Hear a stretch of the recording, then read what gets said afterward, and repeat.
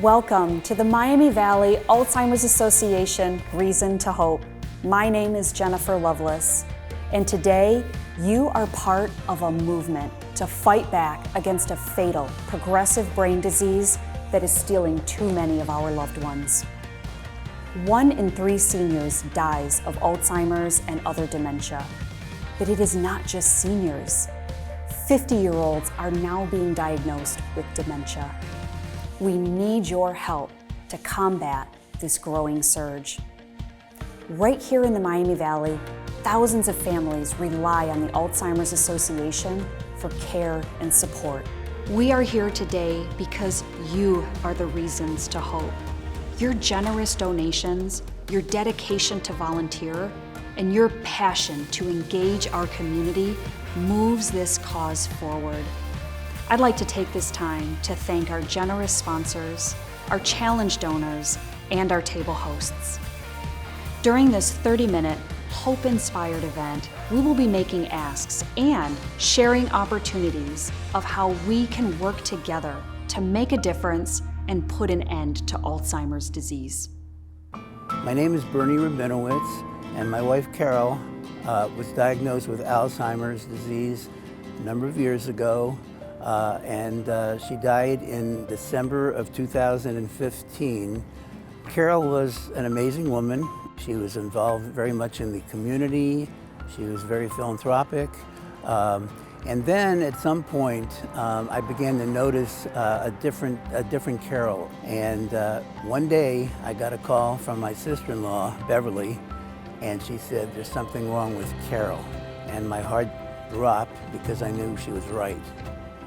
I used to drive to Dorothy Lane Market, and I'd see this building, the Alzheimer's Association, and I never thought much about it, not realizing that it was going to be a big part of my life. And I just began to realize that I had to accept what was happening. And it was hard, but thanks to the help I got at Alzheimer's from some of the social workers and just talking to the staff over there, I think it was really, really helpful. You know, I've been supporting Alzheimer's, with donations over the last probably 7 years, maybe 8 years. Last year, I felt challenged and I made a bigger gift than I ordinarily do. And this year, I challenged myself to even do better. So I challenge you to join me in supporting this unbelievable organization. If you were going to give $200, make it $400. If you're going to give $3,000, make it $6,000. Because there's so many families out there that are going to need the help and support of the Alzheimer's Association. It was invaluable to me, and it will be invaluable to them. So please, please think hard before you make your gift.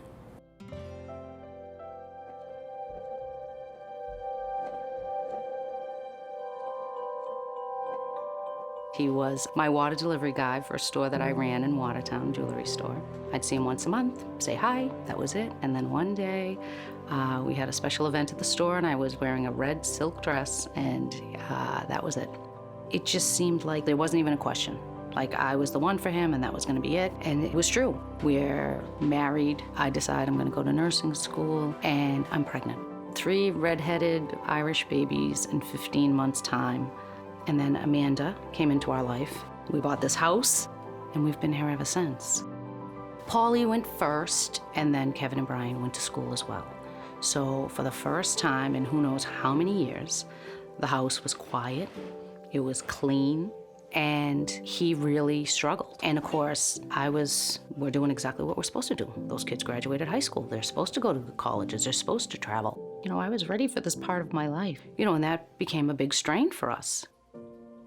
So around that time, I said, listen, we have to talk. We were out in the yard, it was gorgeous. We're on the swing. I said to him that something was wrong. Like, what can I do? He just kind of looked off. Now I'm getting tearful because I'm like, do you just not know how to tell me that we're done? Nothing. And I start to cry. And gets up off the swing, he walks into the house, shuts the door, and locks me out. So I'm sitting there sobbing, and I'm like, oh my God, what just happened here? I get up and I go in the house. And he's watching TV, totally not affected by anything that just happened. And that was absolutely not him. And then that's where it all started. We saw a neurologist because he was forgetting things and he was struggling at work, and he went on an antidepressant and it didn't touch him. And at the same time, so he's getting counseling, scans, neuropsych eval, because I'm pushing them and pushing them. And I said, I'm not saying it as a nurse, I'm saying it because I've been with this guy since I was 21 years old. There's something wrong. Our neurologist happened to be pregnant. She said she was gonna go on a leave, and she goes, we gotta do something. I said, great. She goes, let's get a PET scan. And I'm like, you think he has cancer? And she said, no, but we need to probably just look at it. And I go, absolutely, let's do it. We get the results a couple days later, and she's like, well, it's abnormal. And I go, oh. And she goes, well, your husband either has frontal temporal dementia or he has Alzheimer's. And I'm like, okay, that wasn't really on our radar. We get the diagnosis, sometime later that it was more Alzheimer's than FTD, and now I'm like, okay, let's go. What's next? So Paul went to work the next morning. I sat here and had a good old-fashioned cry for myself, and I really didn't know what to do. So I called the Alzheimer's Association, and I get this wonderful woman on the phone, and I feel like I've got it together. I'm like, okay, what do I need to do? And so she tells me, I'll send you the package, take a breath, we're gonna help you. She was so supportive, and I'm sobbing, and I'm sobbing. She's like, oh my God. I go, wait, just give me a second. And I pull it together, I'm like, okay, go, what's next? And literally, like a checklist, I went through it without even thinking about it. I just trusted this person on the other end of the phone, who obviously knew way more than me. And, since then, I've called when I have a thought at 2 o'clock in the morning, if I haven't slept, and I'm like, what do I do next? It's everything. It's from financial questions, it's our future, it's long-term care questions. I don't know what I would have done without that support. He's changing every day. It's very different than it was, just a few months ago even. I do all of his care, get him in the shower, I get him fully dressed. Shaving is quite a challenge, but he has to look good. Like, I have to have that man looking good, because he was like that. And the whole time he's talking to me like, what are you doing that for? Where are we going? I know what I'm doing, Nikki, I can do this. But then he can't, and he doesn't. And so I just say, of course you can, but let me just do this thing for you. As he progresses, my biggest concern is that he become unsafe. And as he is getting so much worse just in the last few months, I called the Alzheimer's Association the other day and I said, how do I pick a long-term care facility? They think he's ready now, and I'm just not. But I don't want him to get hurt because I kept him home longer. And I feel like, when he goes, he's not gonna last very long. So for me to say, okay, it's time, I almost feel like that's me saying. He does have these periods, and from what I understand, other people have them too. It just poof, he's there, and then poof, gone. But I'm telling you, he was there for a minute. I didn't even have to see him. He said, hey, baby, and I was like, hey, just the way he said it. And I was driving, and he put his hand on my leg. I'm like, oh my God, he's here. I was just so glad that I thought to ask him right away. I said, Paul, is there anything we haven't done? He's like, what? And I go, anything. Anywhere you want to go, any place you haven't seen with me, anything you want to do. And I thought I lost him, but he was thinking. And he looks at me, and I'm trying to drive the car, and he's like, I just want to spend the next 30 years with you. And I'm like, okay, that was too much. And I said, we don't have 30 years. The doctor just told me I only have 6 months. So what do you want to do? And he kind of chuckled. He goes, it's just as long as I'm with you. And that was it, he was gone. I'll wait for the next one, and see what I get. And so you live for that.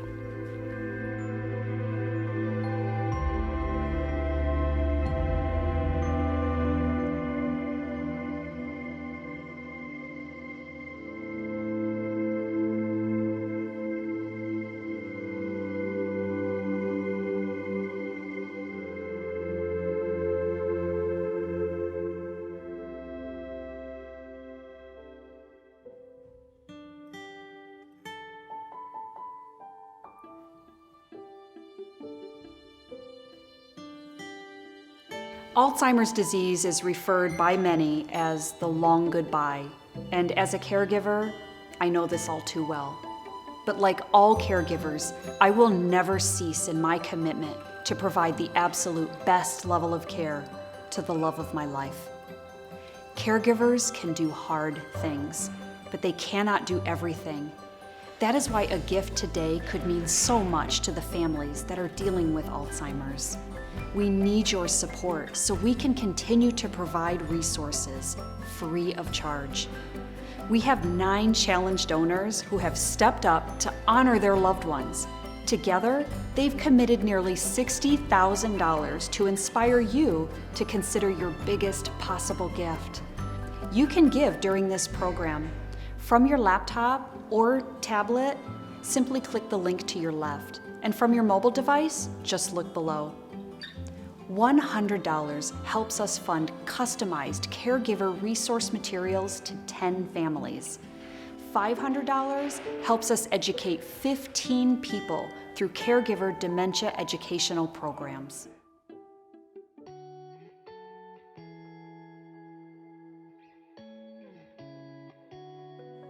I am Scott Griswold. I am a United Church of Christ pastor, and I am living with dementia Alzheimer's. Back in the fall of 2018, I was out in the backyard. I realized that I wasn't able to do some of the things that I could normally do, and I became extremely frustrated. And that moment, I just loudly shouted out, "I think I'm losing it." At that point, my wife Karen came out from the house to sit me down and talk with me. And she said, "I think you ought to go and talk to your doctor about this." Explained to him the situation, and he gave me what is called a memory mapping done of my brain. And he sat down and showed me the results of this mapping. At that point, on the sheet of paper with the evaluation from the neurologist was dementia, Alzheimer's. Being a pastor and having a strong faith connection, I think that helped me an awful lot. And so with faith, the opposite of that is fatalism. And we can, in some ways, feel that we are the victims of the circumstances of life that is thrown at us. Everything taught me that that was not the case. You know, with a sense of faith and the trust of God, almost anything is possible. Of course, being diagnosed with something that I did not understand, I immediately Googled Alzheimer's. And the first thing that propped up in that search engine was the Miami Valley Alzheimer's Association.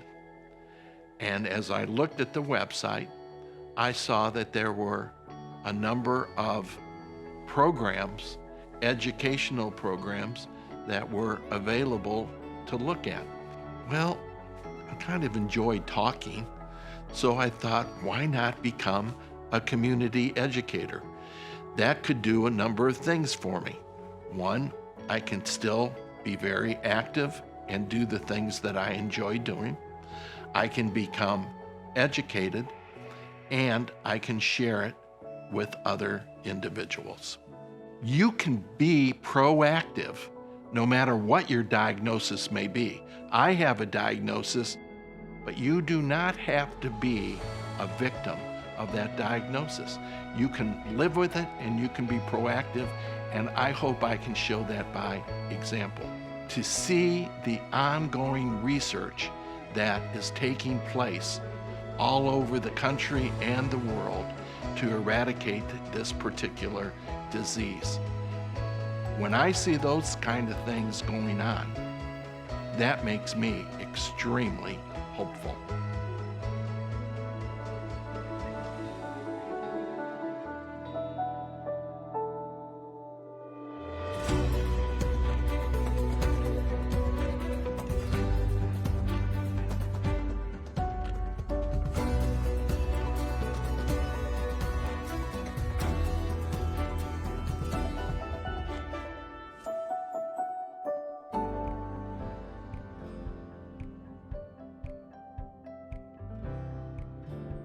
Hi, my name is Melanie Marshall, and I am the youngest daughter of Joanne Blackwell. My mom was diagnosed in 2004 with dementia that went into Alzheimer's.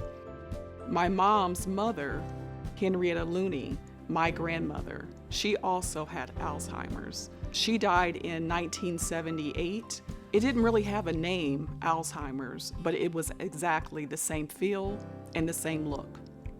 She forgot us, and my mom forgot us. My mom loved three things. She loved and believed strongly in her faith in God, and her love for God, and her love for her family. She loved to cook. She was a great cook, and she loved music. Mom started playing the piano at a very, very early age. She played at our church in Springfield, Ohio for 64 years. So she was diagnosed in 2004, and between 2004 and 2008, we continued to see her struggle with just simple things. And in 2011, we had to put her in the nursing home. And so Springfield Masonic did a great job, and they said, hey, we want to retain that skill. So they put a piano in her unit just for her. And so for the first month, she could play a little bit, but little by little, she went from playing a song to playing a stanza, to playing notes, to not being able to play at all. And that was pretty devastating for us because Mom was music. Mom was in the nursing home until October 2017. The day before my mother passed away, she was transitioning, and she made it through the night. And I said to Mom, don't leave us. We're going to go walk just for you. And so my family and I, we all got on our shirts and we walked to honor my mom. And I just felt it was really important, not so much even just for the cause, but for strength for us. I have hope that Alzheimer's will be no more. I have hope that families just as mine won't have to go through this journey. I have hope that a cure is going to be found, and it's going to be found soon. I have hope that the research that is being done with all the funds that are being donated is going to really make a difference. And it's going to change, and it's going to turn the corner. It's going to change the trajectory on Alzheimer's. I have hope. There's going to be a white flower very soon. Every day, the Alzheimer's Association is inspired by the actions of thousands of Miami Valley residents who want to find a cure for Alzheimer's disease. We hope you've been inspired by what you've learned and the generosity of our challenge donors. Will you consider making a personal gift as we raise money for critical research, essential care, and support? With our challenge donors, generous sponsors, and gifts received, we have nearly $100,000 committed. Our overall goal is to raise $150,000, and you can help us get there. I am a proud Alois member, and you could join me by becoming an Alois member, which is a gift of $1,000 or more. Ultimately, any gift matters, and every dollar makes a difference.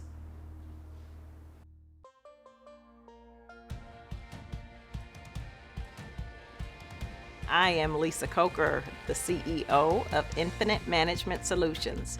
I got involved by way of Dr. Cassie Barlow. She was aware that my grandmother had recently passed from dementia and thought that this would be a great way for me to continue her legacy and also support the community. Dr. Cassie Barlow approached me and told me that this would be a great opportunity to learn what the Miami Valley Association of Alzheimer's was doing in our community. I had no idea what the Alzheimer's Association did and wasn't even aware that we had a local chapter. After getting involved, I can tell you that the association, they are doing great things around ending this disease. They're putting dollars towards research, the education and awareness campaigns that they're doing. The local chapter is on the cutting edge. They lead the way. I mentioned Dr. Cassie Barlow. She's leading a veterans pathway, and as an Air Force veteran, what better way for me to give back to our servicemen and women? We realized through research that veterans have a higher likelihood of later on having dementia. We need everyone to get involved. Right now, just in our Miami Valley region alone, there are 30,000 people living with this disease. It is my hope and my belief and my faith that we will see the end to Alzheimer's. The Alzheimer's Association's work in this community is critical to those on this journey. Every day, our clinical staff is talking to families and sharing advice on the best ways to care for those impacted by dementia. We're providing support groups for caregivers, and we're educating our community on the disease.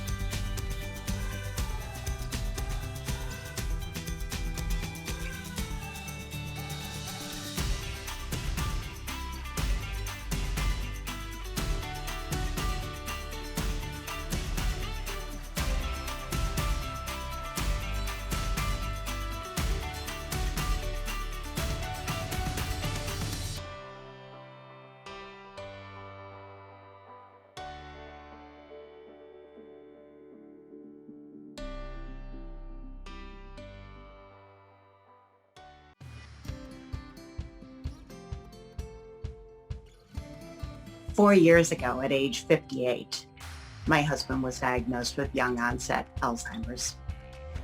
This diagnosis came after about 3 years of seeking information, a diagnosis, anything to tell us what was happening to my husband. Rod had collapsed at work twice in a 4-month period in 2014. We had no idea why he was passing out.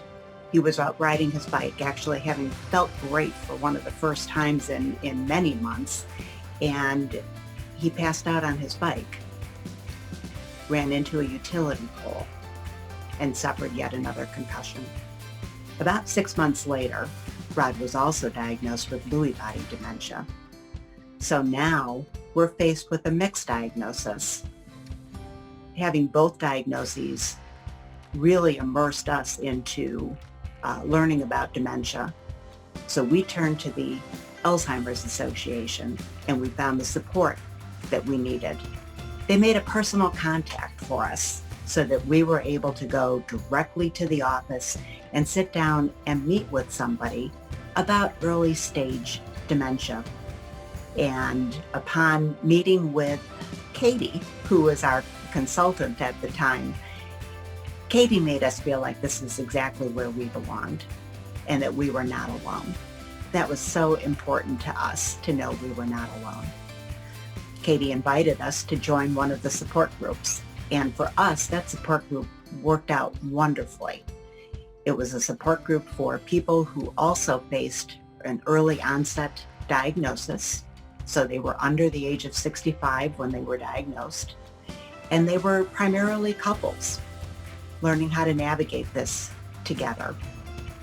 And during that hour, we had the opportunity to share our stories, to learn from each other, to cry over things that were just devastating, and to laugh at things that were just outright humorous. For Rod and me, those support groups have been a lifeline. That's why I put my application in to be on the Ohio Alzheimer's Disease and Related Dementias Task Force. It's important to me that all Ohio families who face this disease have the same kind of support that Rod and I do. Alzheimer's research is advancing at such a fast pace because the urgency for treatments and earlier diagnosis is unrelenting. We cannot wait any longer, and we must find that breakthrough. Right here in the Miami Valley, clinicians and residents are participating in amazing Alzheimer's research trials to advance this science.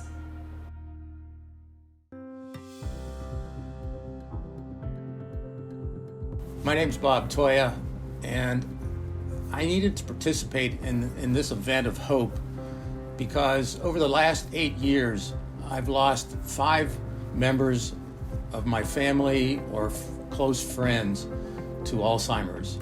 It became very evident to me how devastating this disease is to the individuals who are suffering from the disease, as well as to the family members and friends of that individual. I felt a real need to somehow or other get involved, to see if there was something that I could do to participate in the effort to fight this insidious disease. In 2016, I found out about the Alzheimer's Walk in Dayton, and I formed a team to participate in that walk. And our team has participated every year since then, but I needed to do more. Professionally, half of my career was spent in doing biological research at a nonprofit laboratory here in the Dayton area. So I have direct experience with what biological research is like and what's involved. And I actually started participating in 4 different clinical trials about 4 years ago now. Trial Match, an Alzheimer's Association program that I participate in, has actually sent me via email information about clinical trials that they thought I might be willing to participate in. Trial Match actually works as a program. Just very, very critical that these trials have as many participants as is possible, and I encourage everyone to investigate available clinical trials, either physical clinical trials that might be in your area or the online studies that are ongoing. I am so intimately involved with this fight because of the fact that I have been personally affected by Alzheimer's, obviously. But whether you're affected or not, it's critical that we have people participate in these studies if we're ever going to find a cure for this insidious disease that is just wreaking havoc with our population.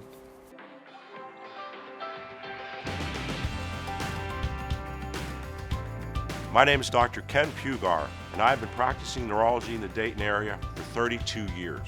There is an area in neurology that has been particularly frustrating for me, and that is in the realm of Alzheimer's disease.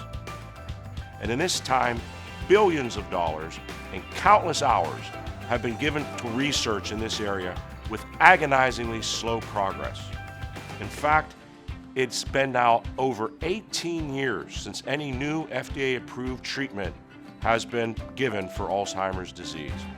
It's been incredibly frustrating for me as a neurologist for all these years to have to tell my patients and their families that there was very little that we could offer. And for the first time ever in the last few years, I now can convey some excitement and some enthusiasm to really convey to them that we have hope.